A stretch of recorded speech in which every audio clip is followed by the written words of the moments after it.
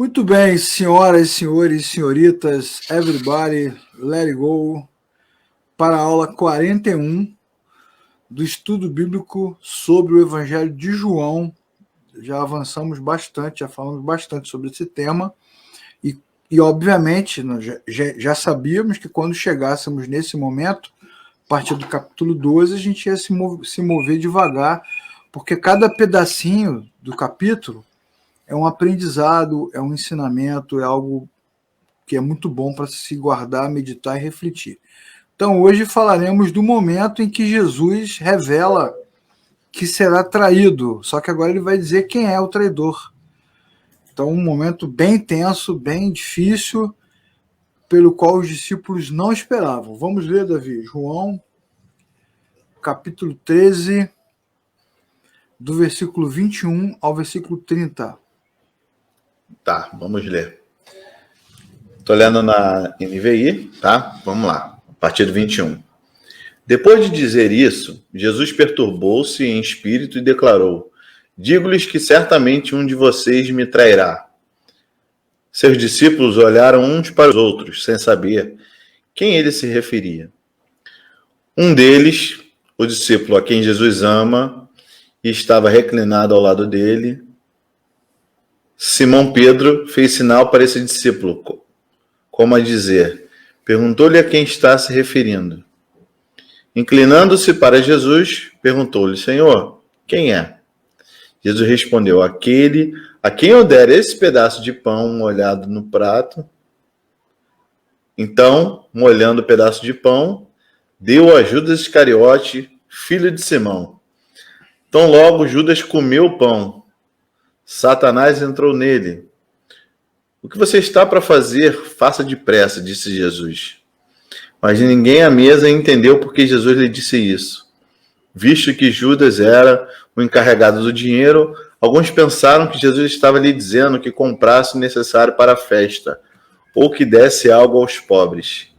Assim que comeu o pão, Judas saiu e era noite. Muito bem. Essa cena agora onde Jesus está com os discípulos sentados à mesa e falando sobre a traição, ela é logo após o momento em que Jesus lava os pés dos discípulos. Sim. É logo em seguida, né? E nós já falamos bastante sobre esse tema nas aulas anteriores, para quem não assistiu ainda, assista. Como diria que a Fátima Correia, é o que é sua mesmo, Davi? Fátima Correia? Deixa eu ver. É sua avó? É da Carol? Não é Francis, que é a avó da Carol. Aqui, ó, Fátima Correia, diz a Bíblia, tudo dá graça, deixa a Chica latir, disse ela. Não é Chiquinha. Então, para quem está acompanhando a gente, né, na aula passada nós terminamos a parte do lava-pés, as explicações de Jesus, o início do discurso de despedida, e vocês vão lembrar, se você não lembra, tem que assistir as aulas, pelo menos as duas aulas anteriores, vocês vão lembrar, né, que Jesus ele vai dizer o seguinte, que quem sabe dessas coisas que ele havia ensinado, sobre a importância do serviço, sobre ter o mestre como exemplo, quem sabe dessas coisas são felizes, são pessoas que alcançaram a revelação e agora precisam praticar isso que aprenderam. Mesmo assim, em meio a esse movimento, Jesus vai revelar que vai ser traído. Ele vai revelar que vai ser traído. E vai dizer o seguinte, que essa traição, né, Deus está permitindo que ela aconteça entre vocês para que vocês saibam quem eu sou. Então, a própria traição, ela é um cumprimento das Escrituras, como nós estamos vendo aí, o Salmo 41:6, e também demonstra quem Jesus é, seu poder, a sua glória. A Fátima é irmã da Célia, tia do Toquinho. Está revelado o mistério. Aqui, ó, está revelado o mistério. Seja bem-vinda, Fátima. A tia do Marco Aurélio, rapaz, quem é essa pessoa? Não conheço. Tia do Marco Aurélio. Tia do Marco Aurélio a gente não conhece, né? A gente conhece a tia do Toquinho. E aí Jesus fala sobre isso e tal. E quando acaba essa passagem, né, o que vai acontecer? Como você leu aí, né, Davi? Vou deixar minha Bíblia aberta aqui e vou seguir os textos que nós estamos estudando. Quando acaba esse momento, né, depois de dizer essas coisas, diz o versículo 21, Jesus perturbou-se em espírito e declarou, digo-lhes que certamente um de vocês me trairá. Então, a partir daqui, nós vamos seguir em frente, ver o que acontece. Está aí, versículo 21, né? Um de vocês me trairá. Bom, por que esse versículo ele é importante? Porque ele é o primeiro passo no caminho da cruz. Então, é o ponto, é o versículo de João que marca o final de toda aquela fase anterior, que já tinha terminado, né, mas agora de forma assim contundente. E a partir de agora, daqui para frente, Jesus está indo na direção da cruz para cumprir o seu propósito, para fazer aquilo que ele veio fazer, que é salvar o homem, reconciliar o homem com Deus. E aí, nesse sentido, uma vez que o caminho para a cruz está aberto, o que acontece? A sua prisão é irrevogável. E iminente, né? Vai acontecer. Exatamente. Sim. Vai acontecer. Então, tá iniciado o processo de julgamento, condenação, morte de Jesus para que haja redenção. Bom, o fato dele dizer isso, versículo 21, digo-lhes que certamente um de vocês me trairá, esse fato, essa afirmação, comprova que Jesus não está naquela figura do ladrão. Lembra, Marco ou Davi, que nós já estudamos aqui? O dia do Senhor será como o dia em que o ladrão vem e o dono da casa não está preparado, e aí ele é surpreendido pelo ladrão. Depois o dia do Senhor é comparado às virgens, umas são prudentes e outras são loucas, são surpreendidas com a chegada do noivo. Jesus falou desses exemplos, nós explicamos aqui, demos as aulas e mostramos que os servos de Deus, os que andam com Deus, jamais serão surpreendidos. E Jesus demonstra nesse momento aqui que ele não vai ser surpreendido por nada. Na verdade, ele que está agindo, ele não está sucumbindo. Nossa, eu vou ser traído, e agora eu confiei tanto em vocês, demonstrei meu amor, pensei que vocês fossem me proteger, pensei que vocês fossem me guardar nesse momento. Nada, ele afirma e dá sinais claros de que, apesar de ser um momento difícil, ele está controlado, ok? Isso faz o quê? Faz com que a gente tenha plena certeza da divindade. Ele é 100% Deus. Deus está sempre governando. Ao mesmo tempo, no mesmo versículo, o que a gente vê? No mesmo versículo, que Jesus perturbou-se em espírito. Olha que paradoxo interessante, né? Ele sabe de tudo, tem clareza sobre a sua missão, não será surpreendido. Na verdade, ele toma a iniciativa e, ao mesmo tempo, ele está perturbado em espírito. Por que ele está perturbado em espírito? Por uma razão bem óbvia, né? É um momento terrível.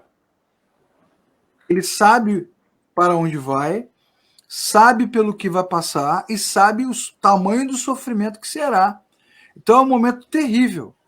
Não é compreensível que uma pessoa como ele, que praticou o bem, salvou, curou, libertou, abençoou, seja agora condenado como um criminoso, como um bandido, julgado e crucificado lá de fora da cidade. Isso não faz sentido. Então, a perturbação, né, na minha versão NVI, está aqui, versículo 21, né? Perturbou-se em espírito. Numa outra versão, diz que ele angustiou-se. Então, ele está angustiado. E aí, com isso, o que João está nos ensinando nesse momento? Que ele está sofrendo, né? E que esse sofrimento ele é inevitável. O que comprova, o que traz para nós a certeza da sua humanidade. Sim. Então, ele é 100% Deus, Deus é sempre assim, inteiro, completo, íntegro, no controle de todas as coisas, e ele é 100% homem, entendendo a dificuldade, sofrendo, ficando angustiado, porque todo homem é assim. Então, isso é muito legal, a maneira como João descreve a passagem, e isso vai na contramão do que algumas pessoas, ou porque desconhecem a Bíblia, ou porque não creem nela, ou porque estão mal intencionados mesmo, vão dizendo que Jesus era mais ou menos Deus, né? Ele era só Deus, mas não era homem, ele era só homem, mas não era Deus, era 150, tinha percentuais, mas aí nesse texto João faz o contraste. João adora contrastes, né, Davi? Nesse texto não, né, Leclerc? A gente está aí, né, nesse capítulo 13, né, mas João deixa bem claro, quase que em todos esses capítulos anteriores, né, porque basicamente, e a gente já falou isso, explicou várias vezes, que Jesus é retratado por João sempre como o Deus homem, né? Isso, exatamente. Como a divindade, mas não isentando também a sua humanidade. É o que você está falando aí sobre Jesus ter sentido corporeamente ali um sofrimento, né? Fisicamente, Isso. E eu acredito, Leclerc, que assim, mesmo eu sendo um ser humano e você também, se a gente tivesse a clara evidência de um momento do fim, a gente ia ficar perturbado também, mas tinha até meter o pé, né? Ia tentar enganar a morte, né? Isso. Mas é aquilo que a gente já falou também em aulas anteriores, né? Jesus fala, não, é para essa hora que eu vim. É para fazer isso exatamente. Então, assim, ele tinha certeza do que viria e mesmo assim, sentindo aquele arrepio, aquela angústia, aquele sofrimento, decidiu passar. Isso. A diferença entre Jesus, homem, e nós, homens, é que quando nós, homens, sofremos e sentimos angústia e ansiedade, é porque nós não sabemos o que acontecerá, né? O nosso medo e a nossa ansiedade é resultado da falta de controle. Jesus não tem esse problema. Então, nós também aprendemos a partir daqui que o medo de Jesus não é o nosso, a angústia de Jesus não é a nossa. Ele nos representa, mas ele não tem o mesmo sentimento, né? A mania que a religião tem de querer humanizar demais. Jesus sentiu demais, né? Humanizar a ponto de fragilizar a divindade. Jesus sentiu igual a você é igual a ele é igual a você. Não pode, senão, se isso fosse verdade, a nossa derrota seria total. Então ele sofre de forma plena, porque ele é homem, mas ele não está perdido, ele não está confuso, ele não está em dúvida, ele não está desesperado para saber o que vai acontecer, ele já sabe o que vai acontecer. E aí ele dá uma revelação bombástica, né? Aquela propaganda da Globo, né? Aqueles microfonezinhos passando, né? Urgente, alerta, né? SOS, notícia bomba. Ele fala, um de vocês me trairá. Cara, isso é brabo. Chama o Léo Dias. Os discípulos, né, obviamente, olharam uns para os outros. Diz o texto que que eles ficaram sem saber, eles foram pegos de surpresa, eles se surpreenderam com essa informação. E isso ensina para a gente alguma coisa, né, Davi? É bom de você estudar a Bíblia é isso, né? Quando você estuda a Bíblia devagar, né, sem uma pressa alucinada, e medita sobre os textos, você aprende com eles. O fato deles terem se surpreendido indica o quê? Que, na verdade, não havia um plano em execução. Se houvesse cheiro de traição, eles iam falar assim, Judas, claro, ele está falando aí pelos cantos há tempão que vai te mandar, que vai te entregar. Eles teriam malhado Judas, né, Leclerc? Inclusive, ele está tentando nos comprar, mestre, mas eles não esperavam, né, por essa circunstância, até porque nós já estudamos aqui também que Jesus vem de uma entrada triunfal em Jerusalém, né? Ninguém está preparado para morrer, para perder, para nada, está todo mundo esperando aí o ápice da glória total, Jesus tomando conta de tudo, mas a conversa aos poucos está mudando. Não existe um plano público e o que está acontecendo nesse momento está acontecendo apenas no coração de Judas, não entre os discípulos. Leia o versículo 2, Davi, do capítulo 13. Estava sendo servido o jantar e o diabo já havia induzido Judas Iscariote, filho de Simão, a trair Jesus. Então, essa informação é uma informação do autor de João que está escrevendo, não é uma informação do grupo ali. Eles não estão conversando sobre isso. Pô, cara, você sabia que Satanás já deu uma encostada ali em Judas? Estão falando ali, você sabia? Aquele que tá mais aqui no cantinho, Davi, carequinha aqui com a babinha, ele tá falando assim, cara, quanto foi o jogo ontem? Ele tá perguntando.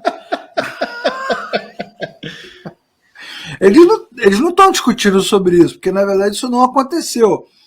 A Bíblia está nos revelando, João escrevendo esse texto, 70 anos depois, ele vai dizer assim, ó, naquele momento ali, quando começou o jantar, Judas já estava sendo provocado pelo inimigo para fazer isso. Isso é uma revelação da Escritura, não é uma informação pública. Não, e talvez eles estavam até, vamos aqui conjecturar, porque a gente pode, né? Talvez eles estavam até falando sobre o que Jesus tinha feito anteriormente ali em relação ao lava-pés, né? E a importância do serviço. Estavam ali trocando aquela ideia de boa. Aí Jesus vai e manda, um de vocês vai me trair, meu irmão. Rolou uma crise. E João, que é quem está escrevendo o texto, né, onde ele estava nesse momento? Ele estava reclinado ao lado de Jesus. Todos eles estão reclinados, né? E ele está ao lado de Jesus, está numa posição privilegiada, e Pedro começa a sinalizar para ele no versículo 24, faz sinais, né? Deve ter feito com a cabeça, né, Davi? Não, fazer assim, ó.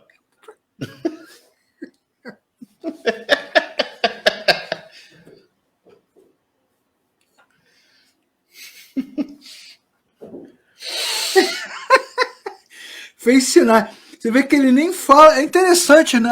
Na narrativa do texto, não existe se tivesse acontecido, o João teria escrito, né? Nesse momento, Pedro pergunta. Mas Pedro não perguntou. Por que razão ele não perguntou? Alguns vão dizer assim, porque ele não teve coragem. Outro vai dizer, porque ele não entendeu. Mas, na verdade, a gente não sabe. Não está escrito isso no texto. A gente só sabe que ele sinalizou para João, para que João perguntasse. E aí é legal, cara, que a passagem segue, né? Ela segue de uma forma muito interessante, porque mostram que, na verdade, existe uma ação dupla nesse momento de Deus, que é Jesus, e do inimigo que se movimenta. O inimigo está se movimentando. Agora, está tudo dentro do governo de Deus. É muito interessante, cara, essa maneira singela que João narra, mostrando que tudo está sendo controlado por Deus. Vamos ver aqui, ó. Pedro fez sinais para o discípulo, como se estivesse dizendo, pergunte a quem está se referindo. Então Aproveita João, você que está perto aí, ó. João se inclinou, né? Quem é? E Jesus respondeu, aquele em quem eu der o pedaço de pão molhado no prato. Ele pega o pão, molha no prato e dá na mão. Molhou o pedaço, deu na mão de Judas. E tão logo Judas comeu o pão, Satanás entrou nele. Parece até que esse sinal de Jesus é uma autorização. Para Satanás, né? Pode começar.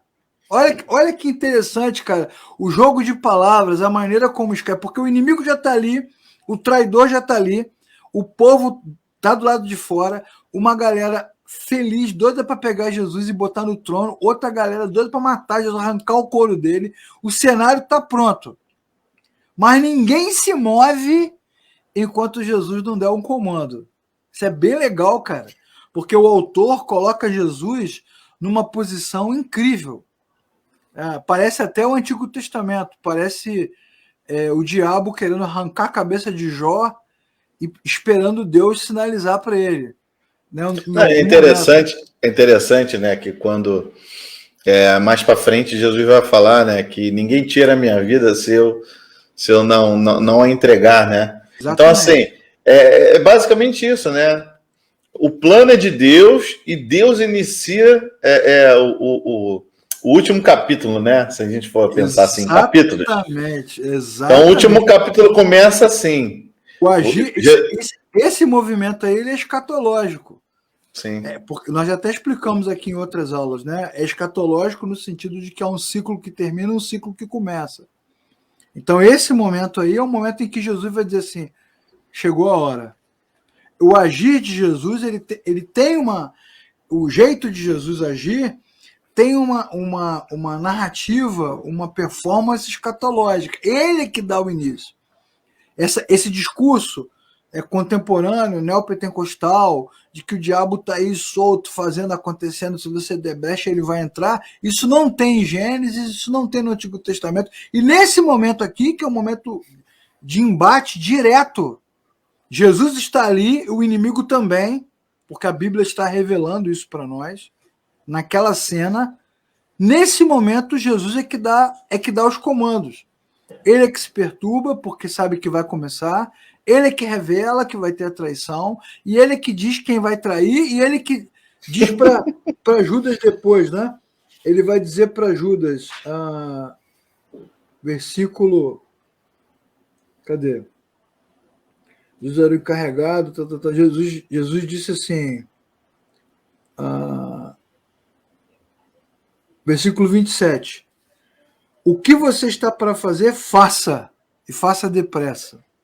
Você falou aí, Leclerc, me faz lembrar muito esses filmes onde o diretor se envolve no roteiro, ele atua no filme, né? Então, assim, a gente vê Jesus. A gente vê Jesus sendo o diretor da história, sendo o protagonista, sendo o cara que faz o claquete.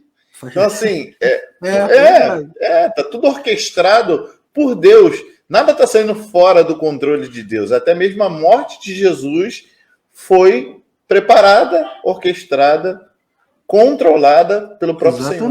Exatamente. Está explícito, né? A maneira poética como João narra a história é um jantar. Não está tendo uma guerra no mundo espiritual. É um jantar, eles estão ali comendo, mas os movimentos de Jesus, né, autorizam. Quem é? É fulano. Quando é? É agora. Ele autoriza. E está claro que diante do traidor, Jesus continua sendo o Senhor. E aí, isso também derruba essa tese marota aí, contemporânea, de que Jesus foi morto, de novo, né? Pelos políticos, pelo sistema, pelo status quo. Não, Jesus continua sendo o Senhor até do traidor. Tudo acontece para que as coisas apontem para essa direção. Então isso é muito legal, cara. É um jantar, os discípulos não têm noção do que está acontecendo, né? É um jantar de despedida que a gente já falou anteriormente nas últimas aulas, né? Então, assim, Jesus já sabia tudo que ia acontecer, tudo que estava acontecendo. Ele manda preparar o jantar porque é a última lição ali que ele quer dar para os seus discípulos. Então, assim, é o roteirista dando os spoilers, soltando os spoilers, né? E aí o Satanás entrou nele, você que está assistindo a aula, ele não ficou endemoniado, saiu rastejando, colou na parede. Você está vendo muita Invocação do Mal. Para de ficar vendo filme de terror, Invocação do Mal, né? Annabelle. Ele não saiu andando com a cabeça para trás, igual a Samara. Andando de costa, aquele cabelo na cara. Não aconteceu nada disso. Inclusive, entre esse momento e o momento da prisão, muita coisa vai acontecer. Jesus ainda vai falar a beça, vai ensinar a beça. Ele será preso na hora que ele determinar que deve acontecer. Então, tudo acontece diante do comando de Deus. E como eu falei aqui, e você também já falou, Davi, ninguém entendeu nada, porque na cabeça dos discípulos, eles não sabem o que está acontecendo exatamente, né? Ele já tinha falado isso lá na hora que lavou os pés, né? O que vocês estão vivenciando não vão entender agora, né? Entenderão depois. E até nós explicamos na aula que não era sobre o lava-pés que ele falava, era sobre tudo. Era sobre todo o projeto. Eles só vão tudo interligado. Está tudo interligado. Aí agora vamos falar do contraste, de novo, né? Os contrastes de João, né? À noite, versículo 30, né? E assim comeu o pão, Judas saiu e era noite. Olha que maneiro, né? Noite, dia, luz e trevas. De novo os contrastes no texto. Prender à noite era mais prudente, porque à noite as pessoas estão em casa, né? Prender Jesus de dia na frente da multidão certamente seria mais difícil, mas também tem a representatividade das trevas, né? A noite tem a ver com a escuridão. Jesus até fala sobre isso. Eu sou a luz do mundo. Em breve as trevas virão. né? Me lembra até o Game of Thrones, né? The Winter is coming. O inverno está chegando. As trevas estão chegando. Então, esse momento ele é emblemático, né?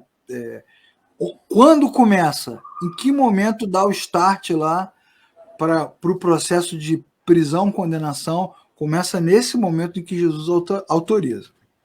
Tá dada a história, tá narrada a história, e eu acho que agora, né, Davi, Judas merece a nossa atenção. Aí o Judas aí. Judas. Ainda bem que eu tirei a barba, hein? Você é mó Judas. Judas é barbudão, hein? Pois é. Mas ele merece a nossa atenção. Por que ele merece a nossa atenção? Porque fica sempre aquelas discussões teológicas, né? Né? Judas não tinha opção, Judas não teve alternativa, ou então a discussão sociológica, Judas é bandido, Judas é safado, Judas é isso, Judas é aquilo. É importante você que está estudando com a gente sempre lembrar que a Bíblia é um livro integrado, completo, né? Os textos se cruzam. Ela é multidisciplinar, interdisciplinar, transdisciplinar. Então a gente estuda um texto olhando para o outro. É um olho no peixe, um olho na sardinha. A gente está olhando para um texto, pensando no outro e vendo como Deus faz a revelação para que a gente entenda e possa aplicar na nossa vida. Isso é muito importante nessa passagem, né? Então, vou fazer a pergunta aqui, Davi, para você representar o público que está nos assistindo, porque a gente não está tendo uma interação aguda, né? Até porque essas aulas nem permitem, as pessoas vão assistindo devagar. Eu quero te perguntar, vou te dar 3 opções para você responder, Davi. O que você acha que Judas é? Letra A, número 1, Judas foi vilão? Ele foi o vilão participando desse plano sociológico, político, né? Da esquerda contra a direita, da direita contra a esquerda, o status quo, tentando tirar Jesus, a direita fascista, tentando destruir. Judas foi vilão? Número 2, Judas foi vítima. Desde o Antigo Testamento estava previsto que ele seria um demônio, capeta, bandido, safado, canalha, desgraçado.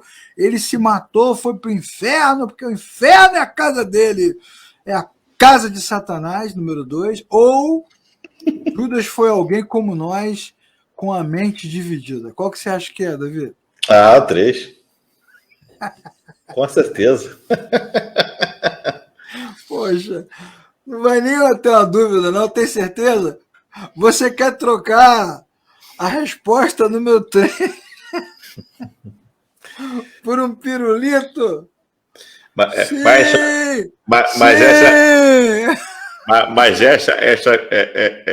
essa pergunta vale R$1.000.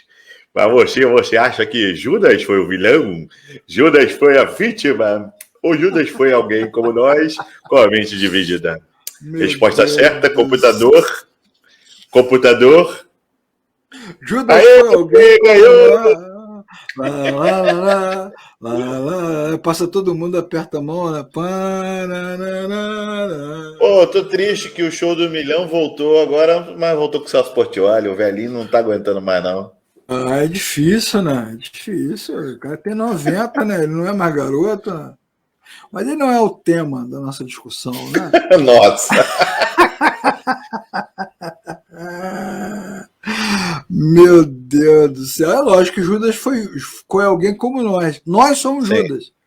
Se você está assistindo aí a série sobre Saul e Davi, nós somos Saul. E todos esses personagens, né, nós somos Caim. Você que gosta de tirar onda na sua igreja, aí que nós somos Abel. Você tem a unção de Abel. Não, nós somos Caim. Porque todos esses personagens, eles mostram a realidade do homem, né? O coração. Revela a humanidade, Revela a humanidade caída, né? Então agora vamos pegar essa passagem tão preciosa, tão importante, esse personagem tão diferente, assim, que não é o que escreveu a Epístola de Judas, né? Aquele é outro, inclusive aquele é irmão de Jesus, é outro Judas. Nem todo Judas é traidor. Muito cuidado com essas suas afirmações, você pode ser preso por causa disso. Muita calma nessa. Suas afirmações, eu falei nada. Bom, vamos pensar sobre Judas para a gente fechar a aula de hoje e meditar um pouco sobre isso, né? A primeira coisa que a gente vai aprender na aula de hoje é que Judas estava no ministério de Jesus.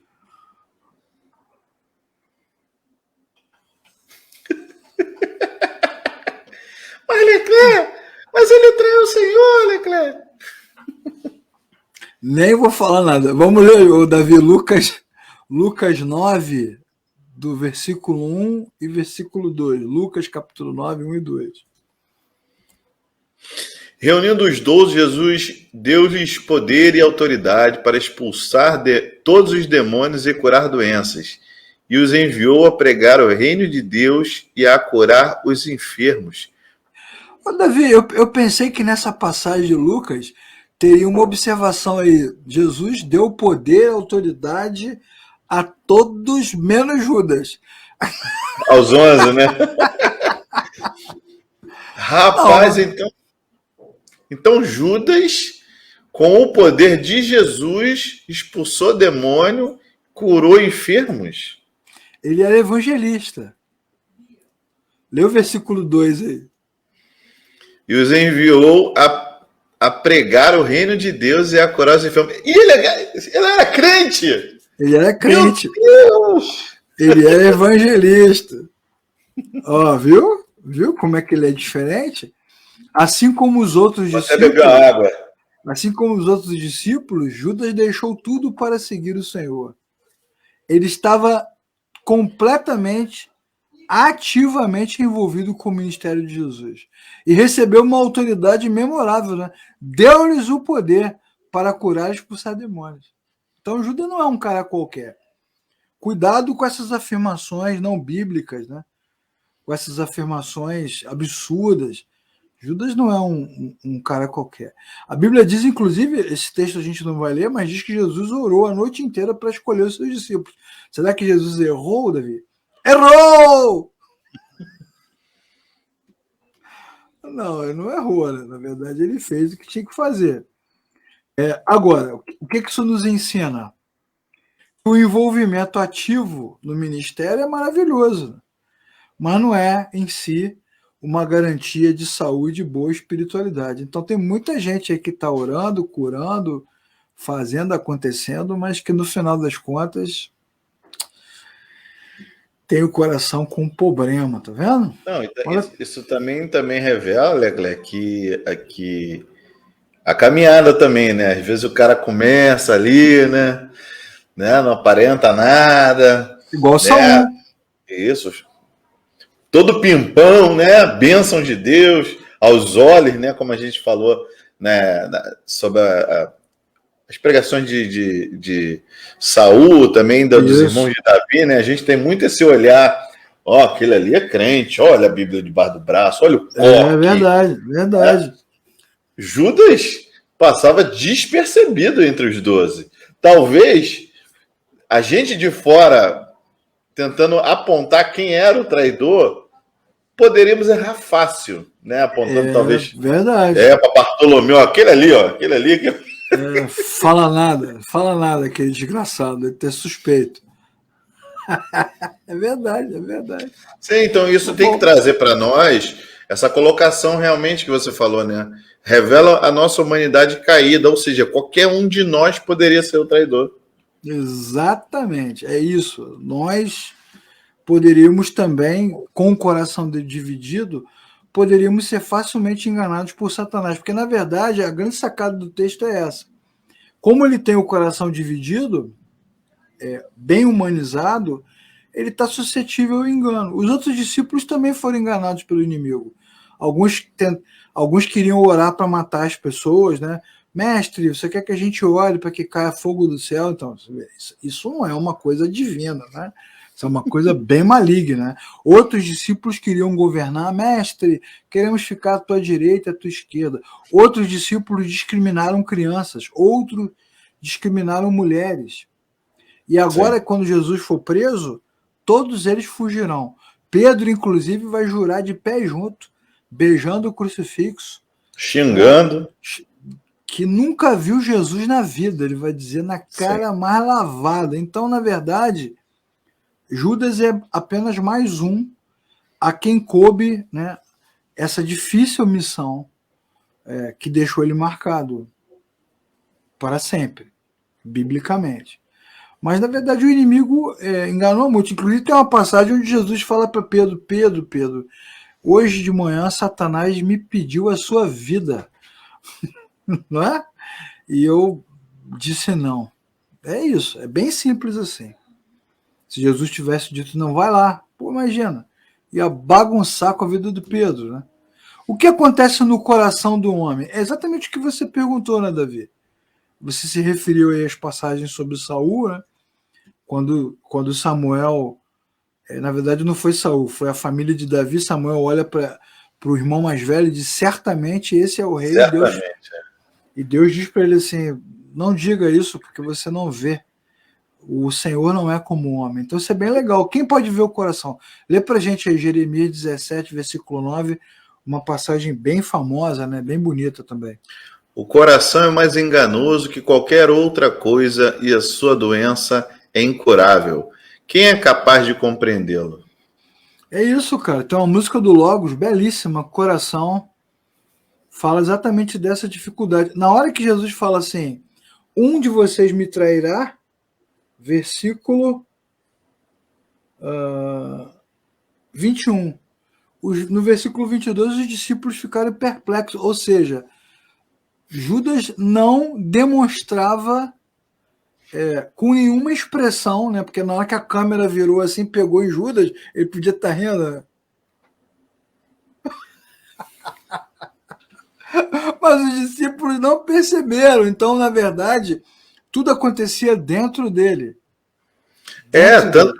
Tanto que a gente já leu, né? Não sei se você vai passar de novo, mas eles ficam achando que quando Jesus manda ele vai e faça rápido, né? Fazer compra. Isso. Não, porque ele é o tesoureiro, né? Ele foi lá ajudar os pobres. Foi no açaí. Então, assim, eles estavam realmente assim boiando quem seria. Talvez só quem percebeu ali foi João, por conta dele ter perguntado ao mestre que estava do lado, né? Acho que nem João, cara. Acho que João percebe agora, e depois que ele escreve, né? Agora vamos falar dessa relação de Judas com Jesus. Mas ele pergunta a Jesus. E Jesus fala, aquele a quem eu molhar o pão e entregar.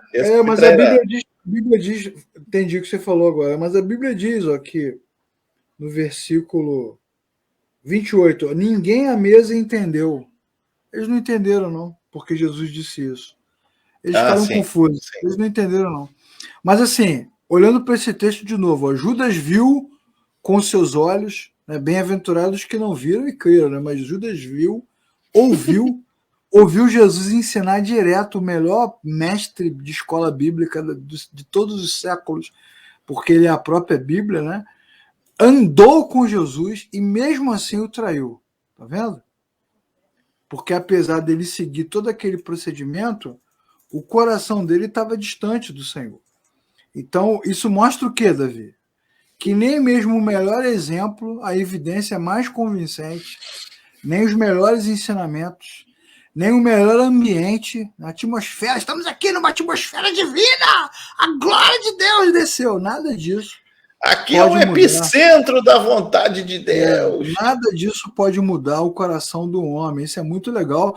Isso serve apesar de ser uma passagem dura, difícil, mas essa passagem serve de consolo, né? Quantas mães, quantos pais ficam se acusando, ou se culpando, ou são acusados pelas igrejas porque os seus filhos abandonaram a fé. É possível, eu levei essa garota a vida inteira, levei o Leclerc a vida inteira na igreja, olha o que ele se transformou. Todo domingo na escola dominical, Bíblia, culto, EBF, oração, tal. Então as pessoas acham e ainda acreditam que a convivência religiosa vai fazer diferença. Rapaz, o cara andou com Jesus. Peraí, Leclerc, calma aí, para tudo.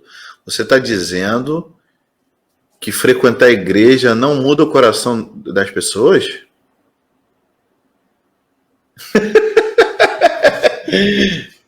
Meus amigos, é exatamente isso que ele está falando. E é exatamente isso que a gente está vendo aí o texto. Judas andava com Jesus, Judas recebeu o ministério ali junto com os 11, né, para poder ser evangelista, pregar, curar enfermo. É esse aí mesmo, Judas. Pois é, incrível, né, cara? Ele andou com Jesus, ele fazia parte do grupo, ele foi testemunha ocular. Então tem gente que acha, né, que essa igreja aqui é fraca, eu preciso de uma igreja mais forte, onde vou ver. Aí canta, nem olhos viram, nem ouvidos ouviram. Mas não adianta. Você vê que não resolveu. Como nós, né, Davi? Exatamente Sim, como nós somos exatamente assim. exatamente. E por fim, que eu acho a parte mais importante, né? Isso tem que trazer sobre nós, Leclerc, uma sobriedade, né? Isso.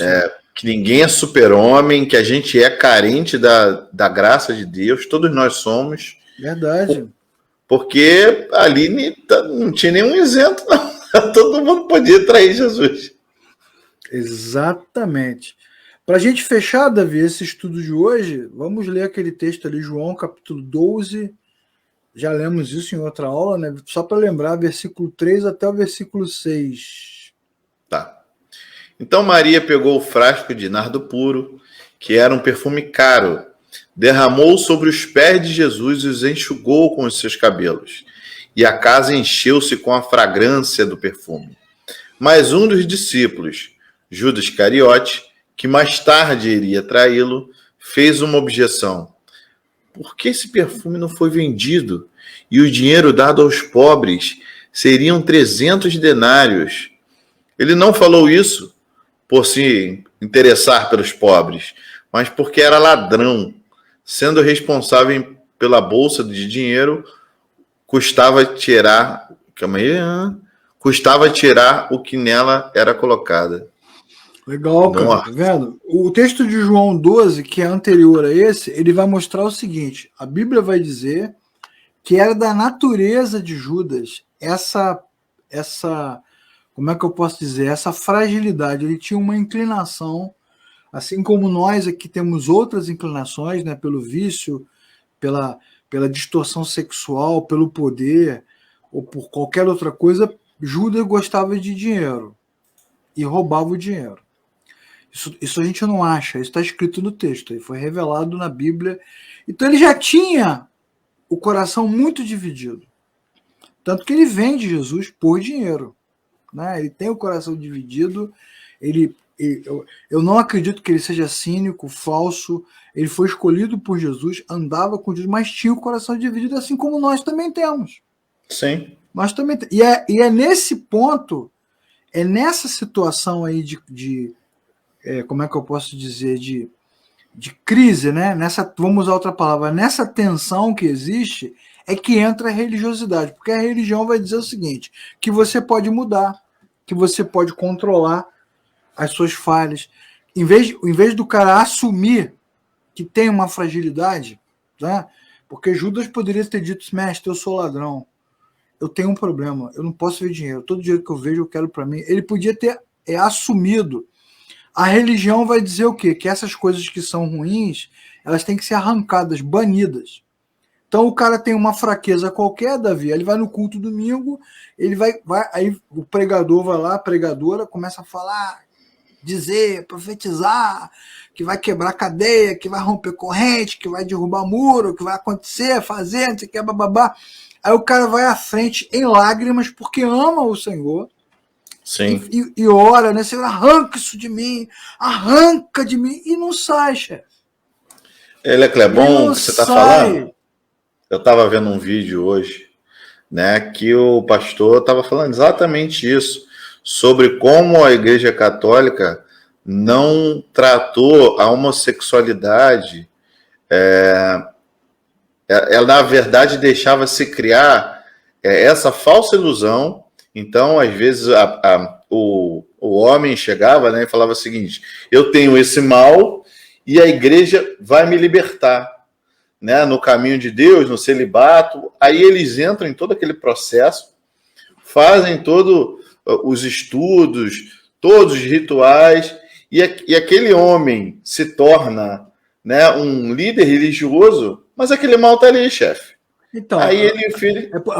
o que a gente está chamando de mal, né? É essa correção semântica que a gente tem que fazer. Na Sim, verdade, sim. é a natureza humana. É a natureza humana. É a natureza humana tem os seus declínios, tem as suas falhas, e não sai de você. Eu vou ler um outro texto que não está aqui no slide, mas é um texto que é bem legal, que fala sobre esse tema, que é o texto de Romanos, Romanos capítulo 7, a partir do versículo 18.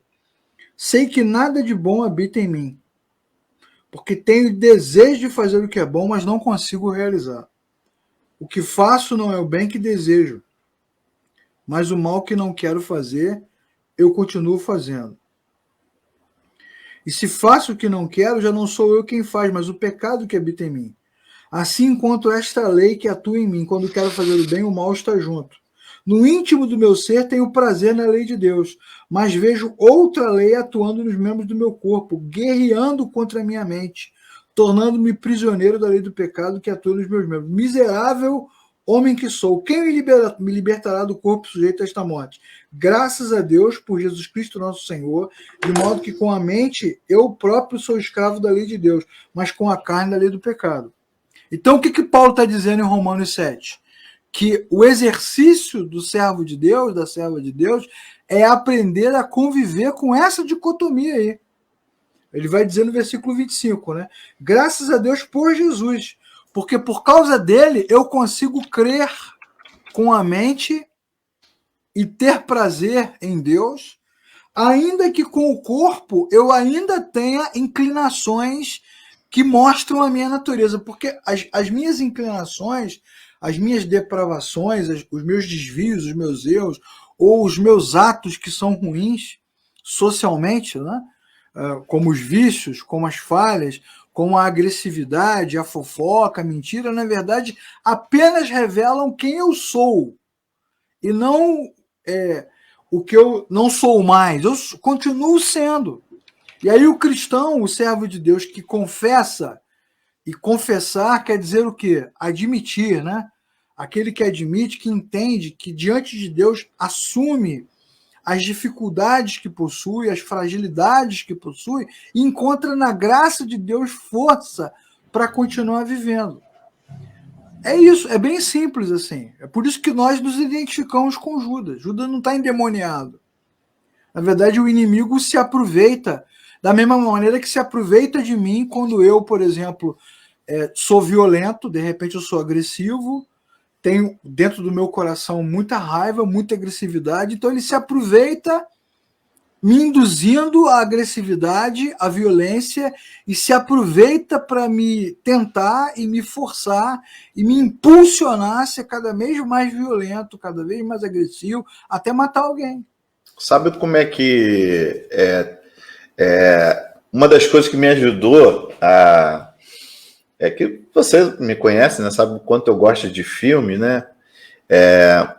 Uma das coisas que me ajudou a entender essa dicotomia, né? Esse dualismo, essa coisa que ao mesmo tempo o nosso espírito, né? A nossa mente está focado em Deus, mas a nossa carne, assim como Paulo falou, né?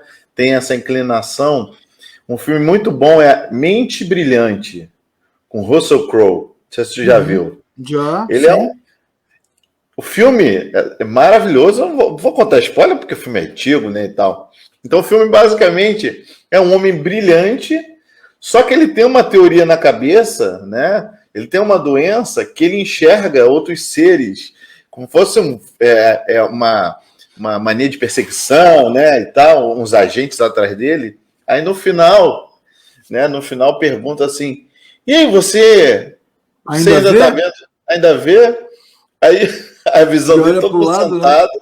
Tá todo mundo lá, mas ele aprendeu a viver com aquilo. Então, assim, é exatamente o que a gente vive, né?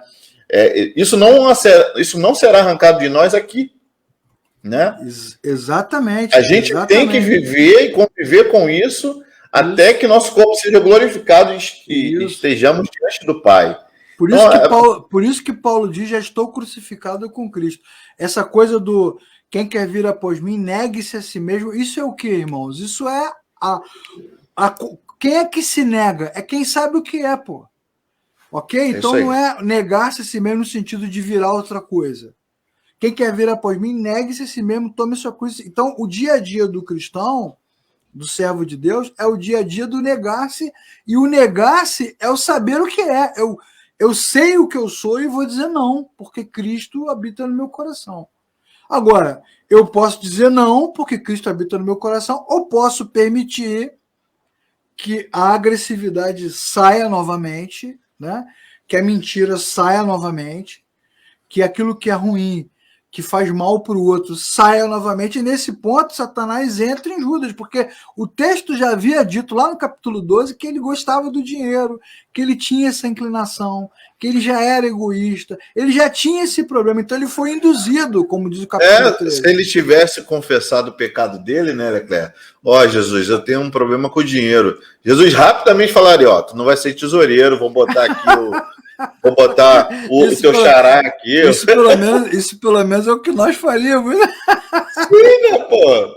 Então, evitar com que aquele homem seja tentado exatamente na fraqueza dele. Caraca, mas a questão toda é essa, né? Assim, é isso, cara. É isso.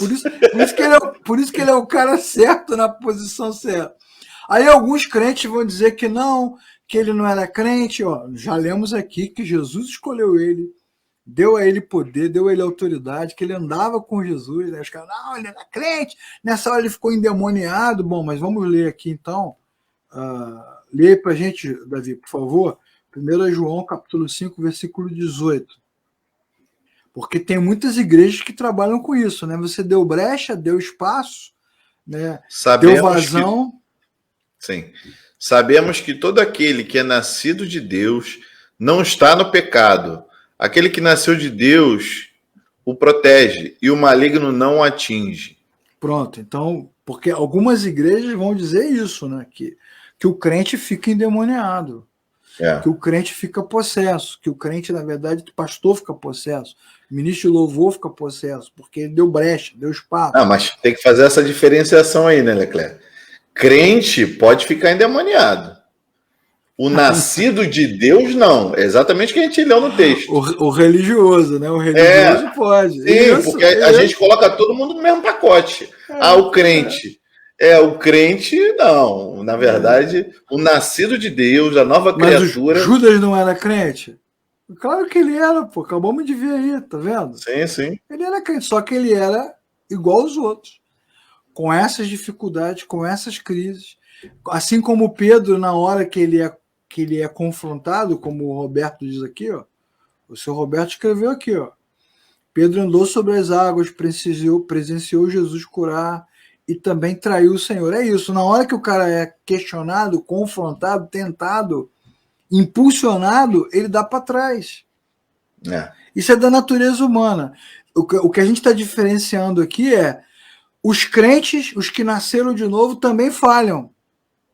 Mas é diferente de falhar e estar possesso. São coisas diferentes. Sim, verdade. O que nasceu de novo também falha, também erra, também mente, também peca. Tá possesso é outra coisa, sob o controle do inimigo. Então, quando a Bíblia diz que Satanás entrou nele, induziu, é porque ele já tinha essa inclinação mesmo, já tinha essa inclinação. Assim como Satanás enganou Davi, como diz no Antigo Testamento, que ele foi induzido pelo inimigo a contar ao povo. Isso, assim como Adão e Eva foram induzidos pelo inimigo a comerem do fruto. O inimigo vai induzindo, vai pegando na fraqueza, né? Vai tocando naquele ponto. Que é o que o diabo queria fazer com o Jó também, né? Foi oprimindo, apertando até ver se Jó entregava. Então, o que a Bíblia vai dizer? Que Jesus, na verdade, ele conquista o homem à força, porque ele tem essa autoridade. Agora, o inimigo não tem. O inimigo, para começar o plano lá de prisão, condenação, ele esperou Jesus autorizar. Ele não tem essa autorização. Ele não pode entrar na vida das pessoas e bagunçar tudo, porque ele é o dono do mundo, dono do planeta. Isso não existe. O dono de tudo é o Senhor. Mas ele realmente pode se aproximar e se apropriar de situações onde os crentes, os servos de Deus, são induzidos por causa das suas fragilidades. Né? É isso. O inimigo está aí, né? Está aí para tentar nos estar ao redor. E aí, antes de você falar, Davi, só para não perder o raciocínio, né? Qual é a grande lição dessa passagem? Duas lições importantes, né? Tudo que está acontecendo acontece porque Deus assim permite, e Ele é soberano e Ele controla. Então, toda conversa fora dessa é falsa, tudo ali é plano de Deus. E segundo, todos nós somos Judas. Todos nós somos Judas. E se não tomarmos cuidado, por isso que a Bíblia fala que nós devemos orar, vigiar, né, perseverar, suportar uns aos outros, orar uns pelos outros. Por quê? Porque todos nós temos fragilidade e o inimigo se aproveita dessa fragilidade para nos impulsionar e potencializar as nossas fraquezas. O bom da graça de Deus é que a gente olha para esse texto e fala assim, o inimigo usou Judas, mas Deus é que está controlando. Então, na verdade, apesar de tudo, de toda a confusão que isso gera, tudo era plano de Deus. Mas esse é um grande aprendizado. Todos somos Judas. Nunca mais devemos olhar para ele como maligno, safado, bandido, traidor, desgraçado, endemoniado. Não, porque ele é como nós. A diferença entre ele e muitos de nós é que ele deu vazão, né, se deixou levar, inclinou o coração. Ele, Davi, Saul, Adão, Sansão e mais uma galera aí. É uma galera aí na Bíblia que na hora que o bicho pegou também, Arão fez um ídolo, um bezerro de ouro, levou o povo todo a pecar. Levou o povo à idolatria, que é uma coisa que Deus odeia. Por quê? Por causa do coração.